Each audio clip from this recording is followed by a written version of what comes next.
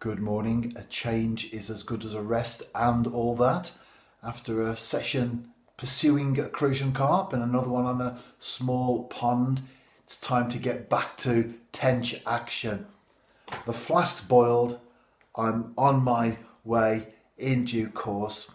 And I've just been looking out the window while the kettle was boiling, and we had a stock dove on the floor and a male great spotted woodpecker on the feeding station. Never had those in our old home in more than 30 years of living there. But where we are now, get them every day, several times as well throughout the course of the day itself. It's all about location, isn't it? And the place that I'm going to today after tench, there isn't a hot spot peg. In fact, there's an area that is in excess of 100 metres. You can drop in any of those spots and you've got as good a chance of getting amongst the tinkers as anywhere else. What I tend to do is fish a peg that's maybe got a little bit more space either side of me, as opposed to some of the swims which are quite close together. That's all. Apart from that, no particular hot spot pegs, as I say there. But it's about location, isn't it? Because you could be in one of the places where maybe that's not as good as the others, the very, very shallow areas, for example. Fishing is about location. Bird watching is about location. Life itself, whether it's physical or in a sense where we are in our minds, it's about location, isn't it? Almost a perfect start. No sooner had the lead hit the bed of the lake, I had a take. Unfortunately, after about 2 seconds, the hook and the tench decided they didn't like each other and they went their separate ways. However, good start anyway, because it shows that there are feeding fish out there, and I can see that anyway because of the feeding bubbles. It's one species that does give itself away very much indeed. You can see the bubbles that rise to the surface. Depends on the bed of the water that you're fishing. Some are obviously more prone to that type of situation than others. But when you've got that nice bottom that releases the bubbles when the tench mooch around, that's always a good sign, isn't it? On arrival, I put out some, let me see if I can show you that there. So I've got the camera in one hand.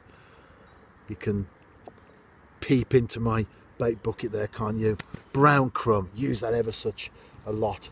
It's cheap and it serves the purpose that I want for it. Maggots, mixed maggots, well, red and white maggots, and sweet corn. And I've started off with a grain of corn on the hook. A couple of coots just passing by. Hopefully they do pass and don't decide to dive over the baited area, but no, they have. That's fine. Right, let's drink some tea. I've poured it. Always a priority when I arrive somewhere. First thing in the morning, first cup of tea of the day. But let's get that. Oh, look at the bubbles out there. It's like a witch's cauldron. Looks very, very exciting indeed. Let's be back with a tench.